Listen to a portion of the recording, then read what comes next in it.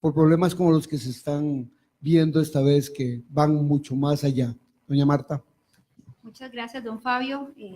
Un gusto saludarlos nuevamente esta tarde de lunes. Lamentablemente no es el tema del día, ha sido el tema de los últimos meses, todos los alegatos de corrupción, de tráfico de influencias y de problemas. En el financiero de esta semana hablan en un artículo sobre los pecados financieros del Poder Judicial, o sea que además de estas otras cosas que hemos estado viendo, también hay problemas financieros. Hace poco recuerdo que en el Recope no querían acogerse a ciertas directrices que había dictado el Poder Ejecutivo y el presidente del país, diciendo que, o aludiendo que ellos eran autónomos y no tenían que hacer caso. Pero definitivamente así no es como deberían funcionar las cosas, y el Poder Judicial es uno de esos casos donde, no sé si sabían que por ley, lo que le corresponde al Poder Judicial del presupuesto nacional es el 6%. En algún momento, y esa es la ley, punto. En algún momento alguien empezó, y probablemente ustedes que conocen muchísimo más de historia política que yo, empezó una costumbre donde se empezó a negociar con el Poder Judicial ciertos aumentos porque no les alcanza y no les alcanza. Realmente no tienen por qué negociarse. Si el presidente de la República dice se va a dar el 6%, que es lo que está por ley, punto. Pero se empezó a negociar y se ha llegado a lo que yo llamo un abuso, porque entramos de entre todos los problemas de despilfarro, etcétera, que se han estado dando en la función pública, de un 9.7% del presupuesto nacional. O sea, estamos hablando de casi 4 puntos sobre o más, ¿verdad? O sea, un 50% más de un 50% de lo que les corresponde. Imagínense qué barbaridad. 9.71, aquí lo tengo, correspondió al 9.71 en el 2017. Y para el 2018 hubo un incremento del 1.7%. Ahora, ¿de dónde viene mucho de este problema? Hemos estado oyendo precisamente los grandes problemas que hay con los pluses salariales, con las diferencias de los salarios que hay en el sector público, que lo hemos hablado aquí montones de veces, que como decía Orwell, algunos son más iguales que otros. Y dentro de la función pública, yo como liberal siempre abogo porque todo el mundo tenga las mismas condiciones, y ni siquiera hay que irse al sector privado y al sector público. Dentro del mismo sector público hay grandes diferencias en los salarios y en las condiciones que tienen todos los empleados. Ahora, ¿qué es lo que ha pasado ahí?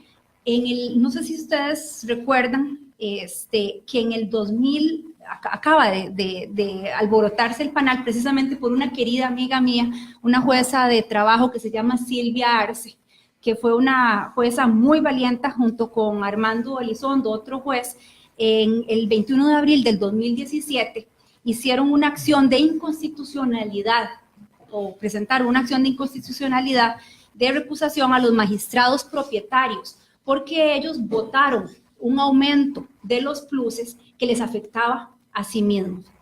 Luego, en el 2010, 2 años después de que hicieron eso, vinieron y todavía lo agravaron más, porque esos pluses que se habían autoadjudicado junto con 46 otros puestos gerenciales, lo pasaron los pluses a salario base, lo cual tenía un impacto todavía muchísimo más alto, porque entonces afectaba los salarios per se, el aguinaldo, incapacidades, cargas sociales, cesantía, pensiones y los mismos pluses que están calculados sobre el salario, exactamente. Esto ha sido complicadísimo porque lo que pasó fue que ellos se excusaron porque evidentemente tenían un conflicto de intereses de una denuncia que se estaba poniendo por una acción que ellos habían tomado.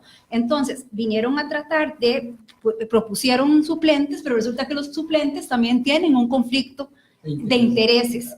Entonces vuelve otra vez, como dicen en inglés, back to square one, otra vez volvemos al inicio y están proponiendo que de nuevo los propietarios sean los que dictaminen sobre este caso, y no estamos avanzando absolutamente. Doña Marta, nada. ese no es un problema, no es un problema de la Corte, es un problema de lo que ocurre en todas las instituciones. Los presidentes y los gerentes normalmente son funcionarios de esas mismas instituciones y saben que van a regresar a su puesto. Entonces, cuando vienen los aumentos, con mucha facilidad tratan de venderle a las juntas directivas que es necesario porque ellos mismos van a ser favorecidos en el tiempo. Tal vez en el momento no, porque se salen o no les aplica a ellos directamente, aunque la ley dice que ellos, los gerentes, deben de ganar siempre un 10% más del que gane más, o sea, del mejor asalariado de la institución. Pero no es un problema de la Corte, es un problema que se ha vuelto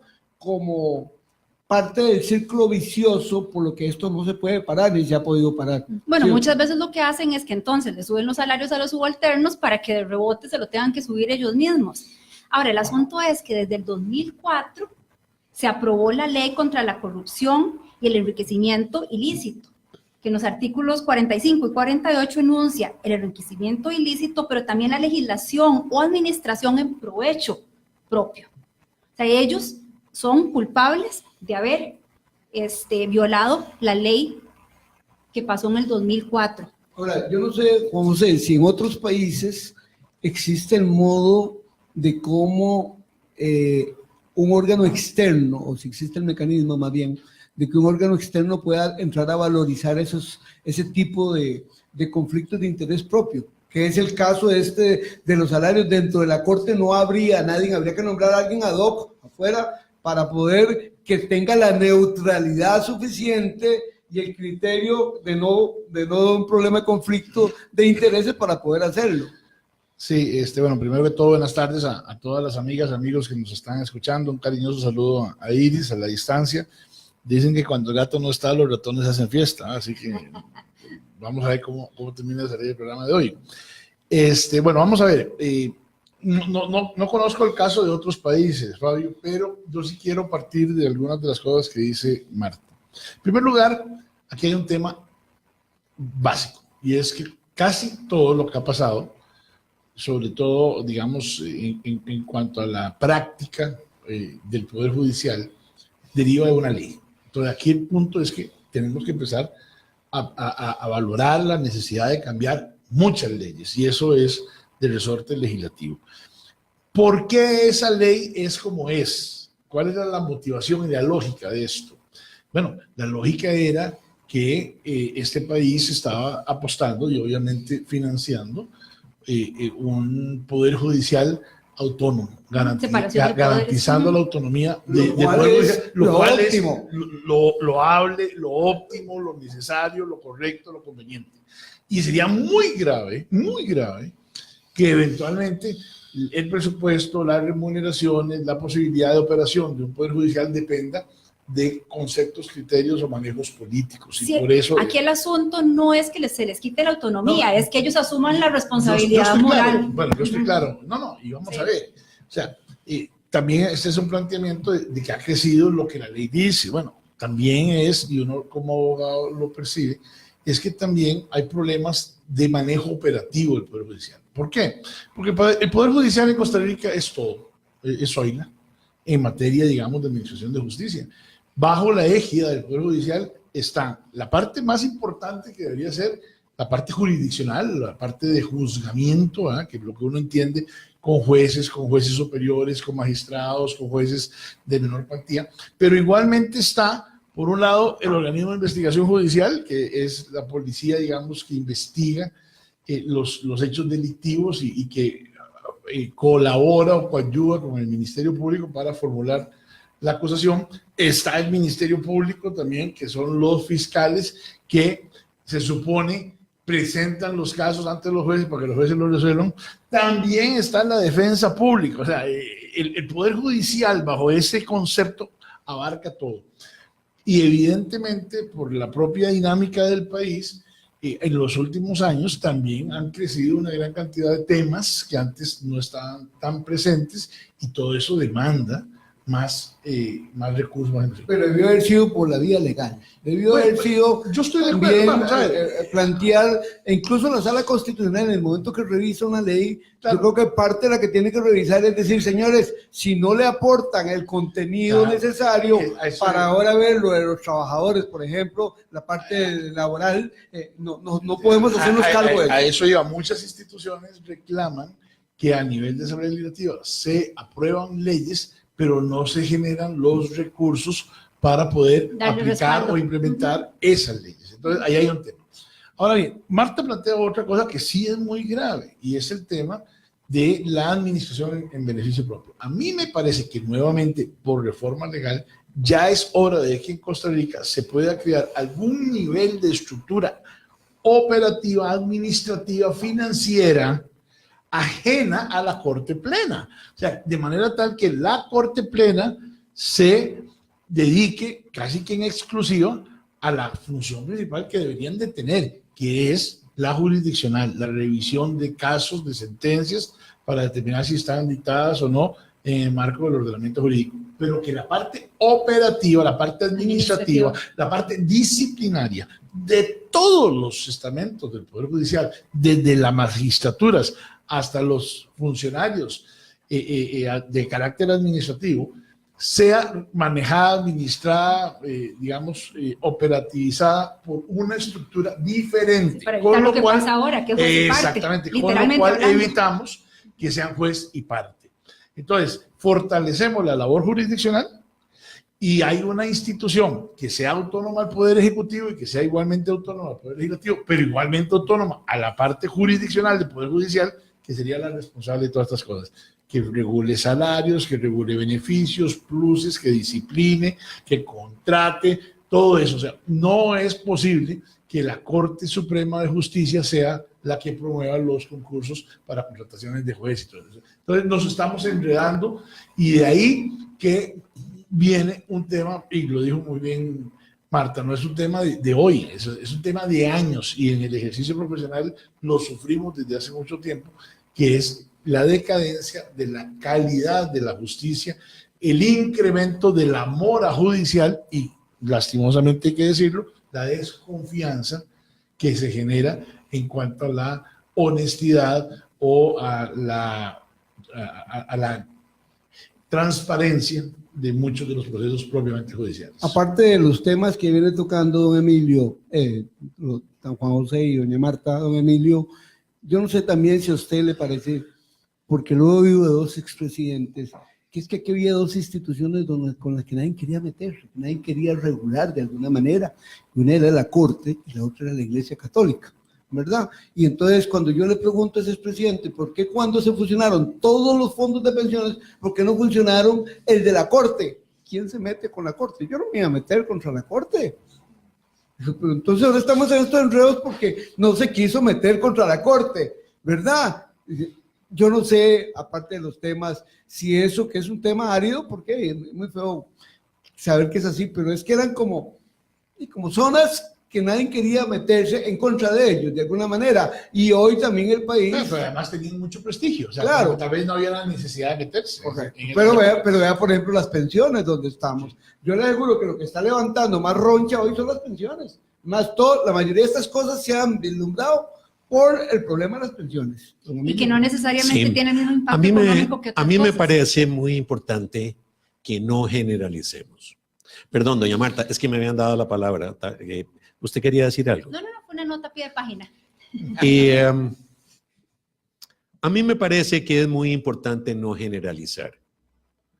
Con mucha frecuencia se habla que es que el poder judicial es un poder corrupto. Quienes así hablan, lo que están buscando es destruir el poder judicial, acabar con la magistratura, acabar con la judicatura, acabar con la confianza de los ciudadanos en la justicia que se imparte. El poder judicial no es corrupto, como el poder ejecutivo no es corrupto, como el poder legislativo no es corrupto. Como un partido. ¿Perdón? O como un partido político. Bueno, como un partido no la es. gente. Es la gente. Es la gente. Y entonces lo que hay que hacer es personalizar en las personas que están cometiendo delitos las acusaciones y las denuncias. El Poder Judicial en estos días ha enfrentado quizás el primer linchamiento mediático de su historia. Y con justificación o sin ella, no se ha permitido escuchar las razones de aquellos que están siendo acusados y linchados. Perdón, cuando cuatro... ¿verdad? Incluso se les prohíbe hasta por ley a muchos de ellos poder expresar públicamente el porqué de sus actuaciones. Cuando 4 magistrados, en el ejercicio de su autonomía como magistrados, en la sala tercera, descartan el darle seguimiento a una denuncia contra unos diputados, porque hay que recordar que la sala tercera es la que da el visado para que la Asamblea Legislativa suspenda la inmunidad. ¿Cómo se va a decir que ellos hicieron mal cuando ellos lo que hicieron fue el ejercicio legítimo de su autonomía como magistrados? Bueno, y eso acogiéndose a la recomendación de la Fiscalía. Exactamente. Textualmente. Entonces, comienza el burumbum de los medios de comunicación colectiva. Y aquí comienza, para mí, el inicio del problema. La Corte Plena analiza las cosas y les pone una falta leve con una llamadita de atención. Y como sigue el burumbum por periódico, se devuelve y les pone una sanción más fuerte. Lo cual me parece que en el momento en que cualquier autoridad judicial camine a la voz de la prensa, porque es de la prensa. ¿No? Se acabó el Poder Judicial. Se acabó el Poder Judicial y se acabó lo más grande que tiene Costa Rica, que es que todos seguimos creyendo en el Poder Judicial. Es que los medios y los troles, que las personas que buscan acabar con personas y con instituciones hayan empujado a la Corte a desdecirse, no tiene nombre. ¿Y qué va a pasar cuando dicten una sentencia de casación y a los medios de comunicación colectiva y a las redes sociales no les guste?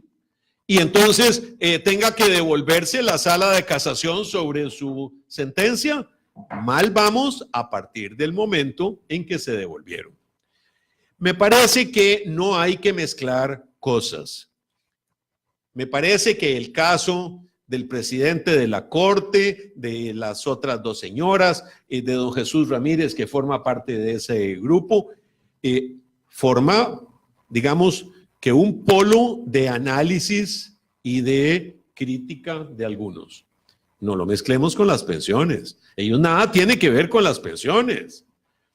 A mí me parece que las pensiones obedecen a una ley dictada hace muchos años en la cual se pretendía que las personas que habían dado su vida por el Poder Judicial pudieran pensionarse en buenas condiciones como un premio a su labor. Y ese fue el sentido de esas pensiones. Bueno, ahora no son sostenibles y ahora queremos cambiar. Ahora queremos que todos tener la misma pensión de la Caja del Seguro Social, la que yo recibo y la que reciben millones de personas en el país. Está bien, cambiemos la ley, pero no penalicemos a las personas que están recibiendo lo que la ley manda por recibir lo que la ley manda, porque la ley es una ley que ha estado en posición por años. ¿Cómo variarla? ¿Cómo modificarla? Bueno, esa es otra cosa. Probablemente por la no retroactividad de la ley, por los principios constitucionales, pero no se puede modificar para atrás, se modifica hacia futuro. Finalmente, me parece que es muy importante saber que en la Corte Suprema de Justicia hay una lucha de grupos enconada. Y que muchos de estos acontecimientos que estamos viendo y estos escándalos están siendo promovidos desde fuera de la Corte por aquellas personas que habiendo sido parte de la Corte ya no lo son. Y que habiendo sido parte de la Corte y habiendo perdido elecciones y designaciones con los que fueron electos, están descargando su rayería sobre aquellos. ¿Por qué? Por luchas de poder. Y la lucha de poder más importante se da en la sala tercera, más que en la presidencia de la Corte. Y en la sala tercera se da, y tienen que entenderlo los ciudadanos, porque los que quieren tener una sala tercera dúctil aliada de ellos para que les sirva de escudo y les dé protección ante presuntos escándalos de ilegalidades o delitos, prefieren tener a los suyos muy cerca A fulano o a sutano. y a que los otros se vayan. Y entonces, lo que estamos viendo es exactamente un pulso para ver quién se queda con el escudo, si son los tirios o si son los troyanos, si son los troyanos o si son los tirios. Y el país cree que el Poder Judicial es sinvergüenza y que son un atajo de ladrones y corruptos, y nada de eso es cierto. Y lo que hay que hacer es corregir los entuertos, redirigir algunas de las acciones, pero no jugar con el prestigio ni la credibilidad en la justicia que un Poder Judicial inmenso desarrolla todos los días por 2 o 3 o 4 personas. Don Juan José. Sí, no, a mí me parece que Marta empezó haciendo un enfoque más de carácter financiero o Absolutamente administrativo del financiero, Poder ¿no? Judicial, y un poco yo quise referirme a eso. Pero bueno, me parece que el planteamiento que está haciendo Emilio también tiene mucha trascendencia y mucha importancia. Yo personalmente, incluso así lo he manifestado hasta por redes, digamos, trato de dividir las cosas. Una cosa es el fallo de la Sala Tercera con respecto a la desestimación del caso de Otto Guevara y Víctor Morales Zapata.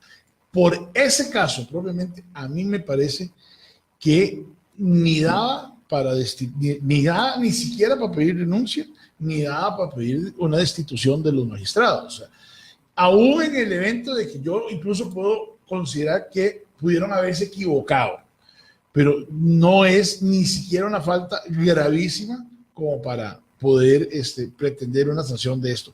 Desgraciadamente es lo que desencadena muchas otras cosas más, sobre todo en el marco del tema del cementazo, ¿verdad? Pero de esas sentencias deben haber muchas en muchos otros temas, de muchas salas y tribunales, probablemente más graves desde el punto de vista propiamente de la técnica judicial, ¿verdad? Desde el punto de vista propiamente de las resoluciones. Y efectivamente ni nos enteramos. Y uno como abogado, cuando pierde un caso, lo que dice es, se respeta, pero no se comparte. Así es. Porque así funciona. Entonces, a mí lo de la Sala Tercera me parece que hay que tenerlo claro en su verdadera dimensión, pero entendiendo que desencadenó otras cosas.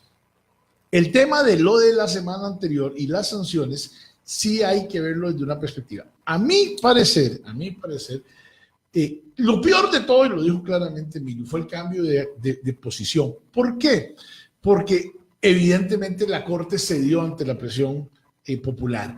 Y ahí, digamos, perdemos todos. Yo creo que más que popular fue mediática. Mediática. Es que popular, mediática, qué va más popular. allá. Ok. Popular es si hubiéramos visto huelgas con un millón de Nada, personas. nada. Pero sí había un descontento. Pero también es un descontento que derivó de algo que no se logró explicar adecuadamente, porque en efecto, y por eso es que rectifican, en efecto, de acuerdo con el reglamento de sanciones, para poder disciplinar, aunque fuera una falta leve, se requerían 12 votos, y lo que obtuvo fue 10, entonces realmente nunca hubo sanción de amonestación escrita, o sea, hubo un resultado, pero nunca hubo una sanción. Hubo una mayoría, pero ni siquiera fue la mitad más uno. Pero además, Emilio, es que, vamos a ver, el reglamento disciplinario establece escalas de votación dependiendo de la falta.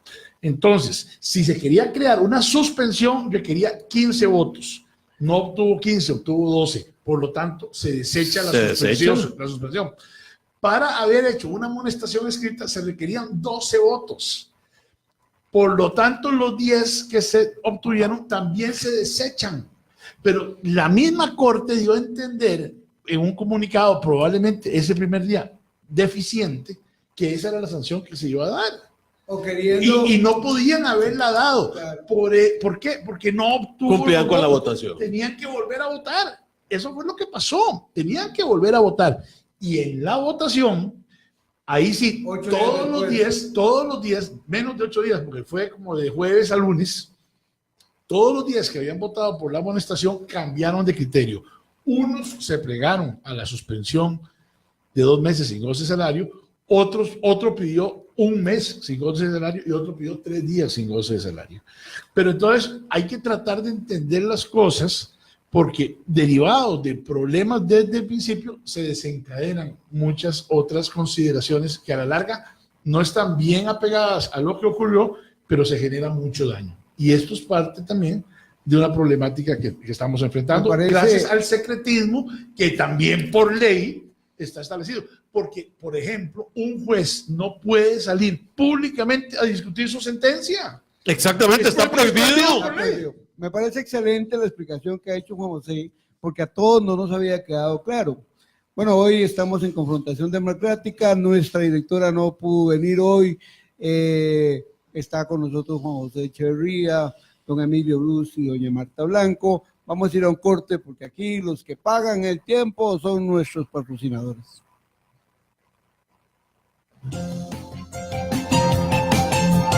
Esto es Confrontación Democrática.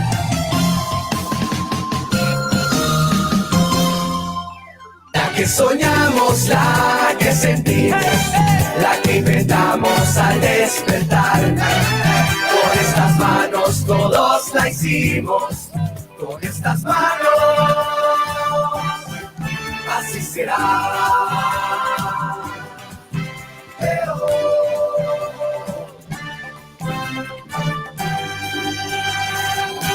Electricidad renovable, orgullo de los costarricenses. Grupo ICE. Noche de estrellas, noche de estrellas. Noche de estrellas. Noche de estrellas. De lunes a viernes, de 7 a 8 de la noche. Noche de estrellas. El Radio Centro, la radio completa.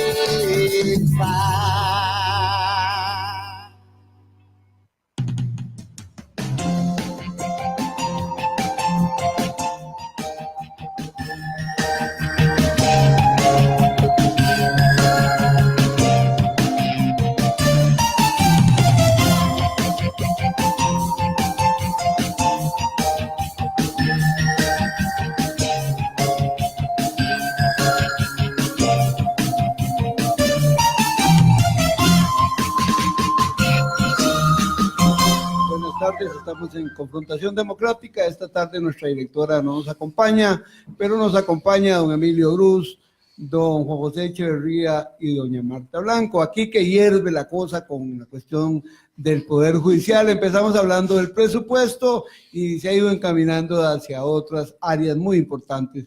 Doña Marta, quería cerrar el ciclo de lo de la Corte. En efecto, el tema que yo traje se llama los pecados financieros del Poder Judicial, pero ya los compañeros han propuesto algo que definitivamente es terriblemente sensato, que haya una dependencia independiente, si se puede decir, una estructura independiente que sea la que administre la parte financiera y que no sea un juez y parte, como decía Juan José hace un ratito.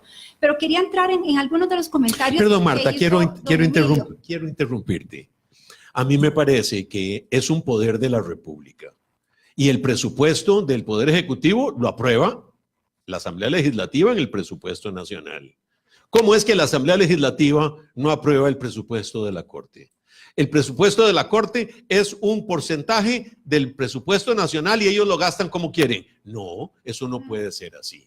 A mí me parece que en esto de los presupuestos de las instituciones autónomas o de las autonomías, 300 autonomías, 81 municipalidades. Pero se vuelven autonomías en alcahueterías. Y la Corte tienen que ser aprobados por la Asamblea Legislativa. No puede ser posible que estén fuera del control legislativo todas estas platas. Bueno, perdón la interrupción. No se preocupe, porque es muy pertinente el comentario que usted acaba de hacer acerca de la responsabilidad de que podría asumir la Asamblea Legislativa aquí, porque precisamente ahí iba yo. Totalmente de acuerdo en lo que usted decía de que las generalizaciones son odiosas, en cuanto a que las organizaciones no son corruptas. Yo siempre he insistido que hay gente buena y gente mala en todas las organizaciones. En la humanidad. Correcto. Que hay un gran peligro en términos de linchamiento y de poner etiquetas. Aquí lo hemos hablado mucho. Juan José ha sido un fiel defensor de que tenemos que tener cuidado de que nos vamos a quedar sin magistrados, nos vamos a quedar sin jueces y seguimos en este linchamiento público. Pero sí creo que es súper importante entender que es muy posible que muchas de las cosas que estamos viendo hoy hayan pasado por décadas y nunca nos hayamos dado cuenta. Precisamente los avances en la tecnología, medios de comunicación, etcétera, han hecho que se abra muchísimo más la comunicación, que haya más facilidades de Transparencia enlace. y rendición de cuentas son conceptos políticos de hace 15, 20 años. Antes de eso ni siquiera existían en el alfabeto mental de las personas. Y entonces yo sí creo que definitivamente los medios de comunicación tienen una responsabilidad. Sabemos que hay intereses en algunos medios y a veces se sesgan las cosas para uno o para el otro lado, pero la denuncia es importante, porque si no, ¿cómo los costarricenses nos vamos a dar cuenta de qué es lo que está pasando? Y donde el río suena, piedras trae. El ejemplo es hoy, yo empecé hablando de un tema de la irresponsabilidad financiera que tiene el Poder Judicial y terminamos hablando de pensiones, terminamos hablando de tráfico de influencias y de otras cosas. Y yo lo que quería era hacer un llamado a los diputados que hay en este momento y la responsabilidad que tienen que tener en cuanto a los nombramientos que se siguen haciendo dentro del Poder Judicial. Por tradición, los partidos políticos han hecho presiones sobre sus diputados para que se escoja una u otra persona. Lo acabamos de ver con la defensoría, con la defensora, ¿cómo se llama? De los habitantes. Que el partido trató de forzar la votación de los diputados de Liberación Nacional. Eso no es nada nuevo, eso siempre se ha dado por diferentes intereses, por diferentes razones que ni las conozco y no voy a discutir. Preferencias. Perdón. Preferencias. Bueno. Preferían a la señora Cruikshank que a las otras. Bueno, como sea. Pero el asunto es que Pero los digno diputados... destacar que la fracción en pleno se separó. Estuvo muy bien. Somos independientes Sí. y asumimos la responsabilidad del nombramiento y Sí, hacemos eso estuvo muy, Y nos muy bien. separamos del partido. Yo no sé si eso estuvo bien o no. No, Porque entonces, ¿para qué partidos? O sea, No, las lo que fracciones estuvo no bien tienen es- que ser consistentes con la agrupación que los eligió o los llevó. Pueden tomar una sugerencia, pero no que se les obligue a tomar una decisión. Evidentemente, porque ellos son los depositarios de la soberanía. Es que lo que se pretendió era que hubiera un acuerdo del Directorio Nacional del Partido de Liberación diciendo cómo votar. Entonces, lo que vamos a tener son títeres en la área legislativa y tampoco así, ¿no? Y quería cerrar con un tema. En este momento, en 20 días, los diputados tienen que elegir el renombramiento de doña Julia Varela, que es una de las magistradas de la Sala Segunda. La reelección. La reelección. Y Ella- 7 nombramientos de magistrados en propiedad. Mi amiga Silvia Arce, la jueza que puso esta acción de inconstitucionalidad, me pasó la información acerca de este nombramiento y ella lo que dice es, diputados, por favor, tengan mucho cuidado, revisen quiénes fueron los que votaron esta legislación o esta aprobación en provecho propio. Vean quiénes estuvieron ahí y tengan muchísimo cuidado en quiénes van a reelegir o a elegir, dado todo lo que hemos estado viendo en las últimas semanas. Bueno, me parece que el tema ha sido bastante tocado. Creo que se ha analizado desde diferentes puntos de vista y eso es excelente. Ahora queríamos tocar un tema que yo quiero traerlo porque los que conocemos un poco de bolsa y los que sabemos lo que cuesta entrar a una bolsa internacional, ya sea electrónica o no, saber que una empresa netamente costarricense que empieza en un laboratorio, en un garaje y que con el tiempo logra posicionarse como una de las principales empresas en implantes y que vende nada menos que 38 millones de dólares al año. Eso es plata de verdad. O sea, en este mercado, cuando uno dice 38 millones de dólares, parece muy poco, pero si eso lo multiplicamos, son miles de millones de colones. Y los que somos empresarios sabemos que eso. Pues un muchacho relativamente joven, no lo conozco, pero por la cara me parece que es un cuarentón, de nombre Juan José Chacón, ha logrado hacer esa hazaña. Él es el CEO, pero además principal socio de la empresa Starry Laboratorios, pero que además de eso no se queda en los implantes, sino que pasa a hacer una serie de productos más revolucionarios, como son a través de hacer fármacos y elementos para las diferentes partes de la salud propias con la genética de cada una de las personas.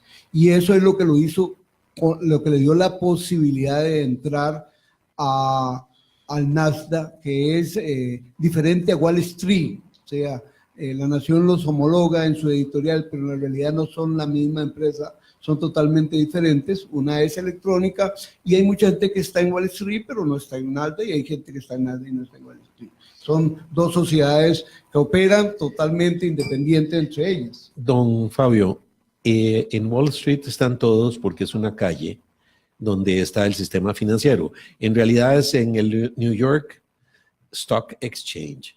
Esa es donde están registrados unos y después, claro, en el Nasdaq Claro, están lo que registrados pasa es que la otros. homologación de Wall Street en el mundo financiero no es la calle, es la parte donde se mueve la bolsa de valores. Esa es la bolsa de valores de Nueva York. Exactamente, pero es la homologación que se hace, no es correcto porque no es la calle es la calle y es otra cosa.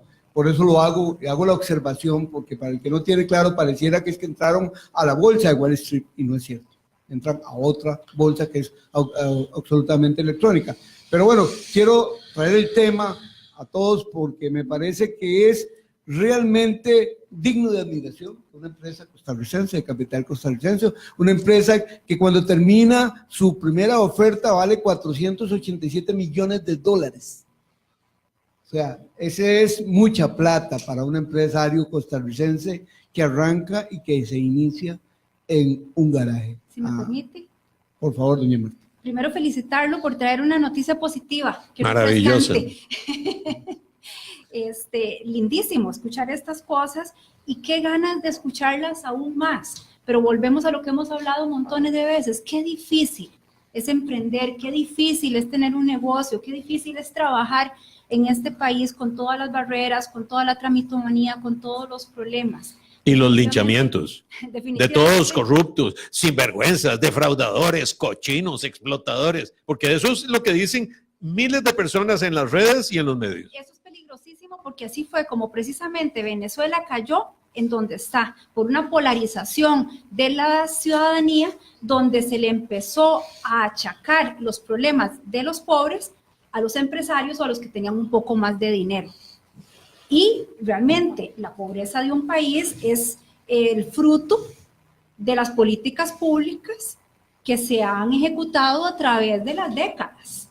Si nosotros lográramos promover más el emprendimiento y que haya más personas generando riqueza, nuestro país estaría mejor y los índices de pobreza, los índices de desempleo empezarían a mejorar.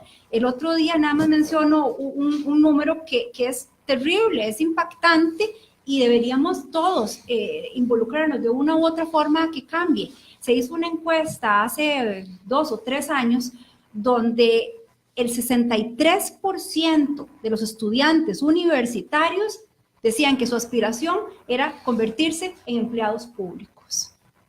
Vayan y pregunten en Estados Unidos y la cifra está invertida y aumentada. El 75% de los estudiantes en Estados Unidos quieren ser empresarios. Y por eso es que vemos pues estas grandes empresas, estos grandes emprendimientos, jóvenes o personas como este señor que ha logrado aquí tanto y que están llevando a Estados Unidos en términos de emprendimiento y de tecnología, de innovación, a otro ritmo.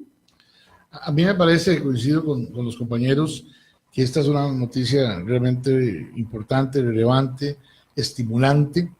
En efecto, en Costa Rica cuesta mucho hacer las cosas. Hay una estructura burocrática, institucional, que pone trabas. Ideológica también. Ideológica, incluso social, porque yo coincido que muchas veces es mal visto ser emprendedor, es mal visto ser empresario, es mal visto ser millonario. Y así es muy difícil. O sea, uno debería de tener una, digamos, una actitud mucho más positiva y constructiva en general.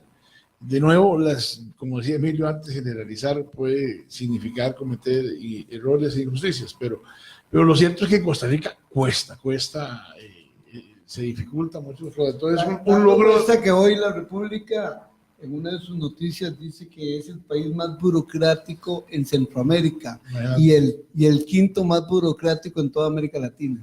Así es muy difícil. Entonces, una noticia como esta, pues refresca, sin ninguna duda, desearle muchísimos éxitos a los compatriotas que están con esta iniciativa, y me pareció muy válida la aclaración de Fabio con respecto al tema de en cuál bolsa es la que está funcionando, porque a mí me llamó la atención cuando leí las noticias rápidamente, que se decía que era la primera, porque yo tenía entendido que la empresa de Franklin Chan, Astra Rocket, está en bolsa también. Pero no la primera, yo le contaba a doña Marta, en la realidad fue Pipasa, pero lo hizo indirectamente. Compró una empresa que era un cascaroncito, ¿entiende? Que ya estaba, que había pasado ese calvario de varios cientos de páginas de solo los requisitos para cumplir, para entrar ahí. Esa empresa ya estaba, entonces la compra y el capital social de Pipasa, que era inmensamente alto, e inmediatamente sobre ese capital puede empezar a levantar. Okay. Ese fue, digamos, también mis respetos a don Calixto en aquella época, porque... Calixto fue un visionario. Exactamente. Extraordinario. Claro. Hay una cosa aquí importantísima y es el tema de educación, que yo siempre ando hablando del tema de educación, de que eso es lo que definitivamente dicta la Costa Rica que vamos a tener. En este momento acaba de entrar un mensaje de Abril Gordienco al grupo que tenemos nosotros, de las personas que hemos participado en el programa, en redes sociales anda circulando preguntas específicas que hay para el examen de bachillerato. No sé si lo han visto. ¿Cómo no? Donde se glorifica a Recope, y la respuesta correcta es que Recope es el Salvador de Costa Rica, básicamente. Habla también sobre cuál es que un partido que es muy responsable es Acción Ciudadana. No, que es el responsable, porque lo que se publica, porque lo que publica el Ministerio de Educación en sus libros es una pregunta que dice, lea el siguiente esquema: se caracteriza por evitar el despilfarro, lucha contra la corrupción. El título del esquema se completa correctamente con el nombre del partido político llamado A, Acción Ciudadana; B, Liberación Nacional; C, Movimiento Libertario; D, Unidad Social Cristiana. Y dicen que la respuesta correcta es Acción Ciudadana. Ahora, el punto es... A mí me parece mucho más grave esta segunda que la de Recope, porque esta segunda tiene una carga política partidaria. Claro, además discrimina. Claro, porque aunque fuera cierto, debiera haber puesto todos los partidos. La de Recope me parece interesante porque dice, lea el siguiente texto: en 45 años ha desarrollado el más eficiente y competitivo sistema de abastecimiento de combustibles, único en la región centroamericana, que hoy le brinda a Costa Rica la seguridad energética para alcanzar su desarrollo económico y social. Vamos a ver, yo no sé si es... ¿Cuál es el nombre de esa institución? Bueno, está bien, vamos a ver. Yo no sé si será o no competitivo, porque por las características no lo veo como tal, pero sí creo que es un sistema de distribución eficiente. O sea, como sistema de distribución eficiente. Yo quiero decir... que es el gran valor que tiene el Recope. Exactamente. Yo quiero decir... Creo que es el único. Si no tuviera eso, habría que cerrarlo. Yo por razones laborales transito miles de kilómetros al mes por nuestras carreteras, y tenemos bastante eficiente el sistema de distribución, un combustible a un mismo precio, estés donde estés, y con una calidad bastante aceptable.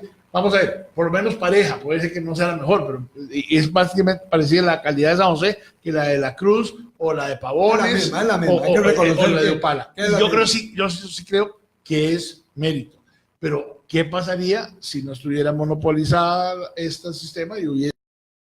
No lo sé. Ahora, lo que a mí yo preguntaría es, ¿cuál es el valor educativo que da una pregunta como esa?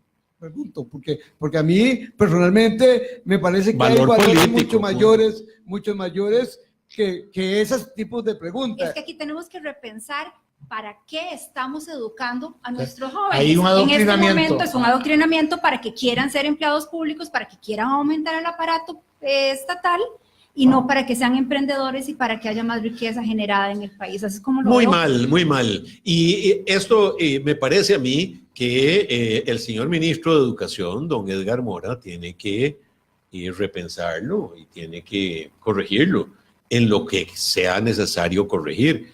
No se puede que los cuadernos y los textos de primaria y de secundaria sirvan para dirigir a los muchachos hacia un partido político en particular y a la glorificación de instituciones. Eso es gravísimo.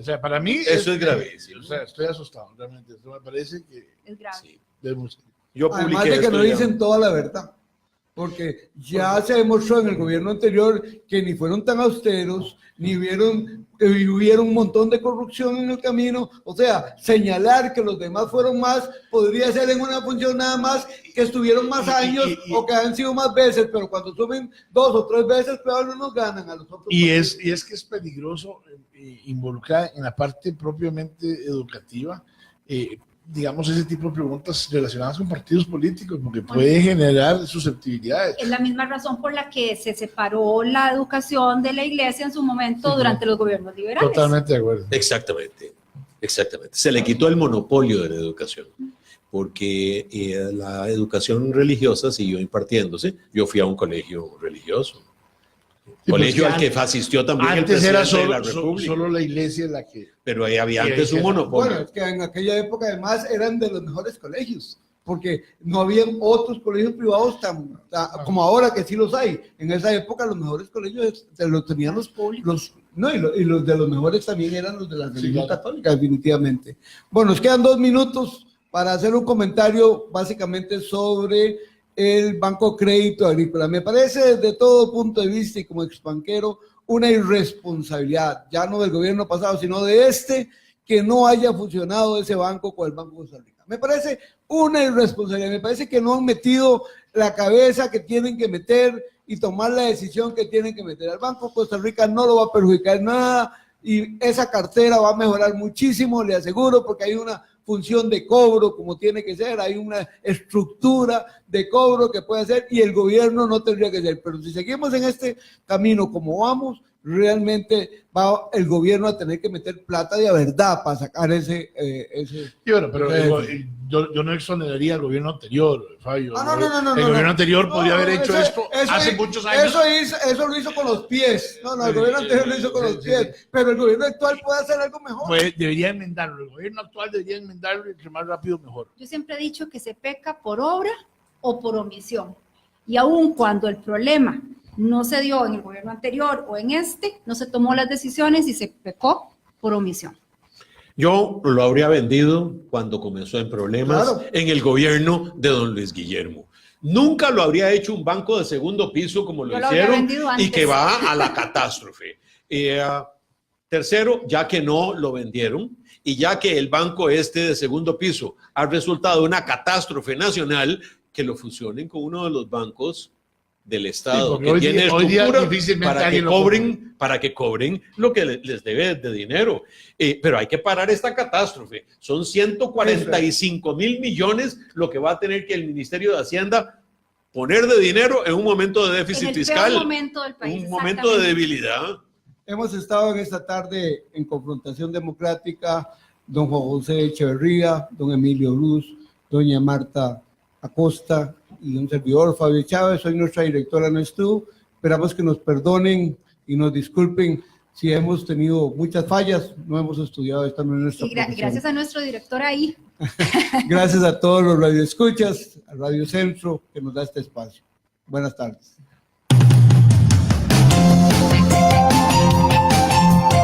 Confrontación Democrática.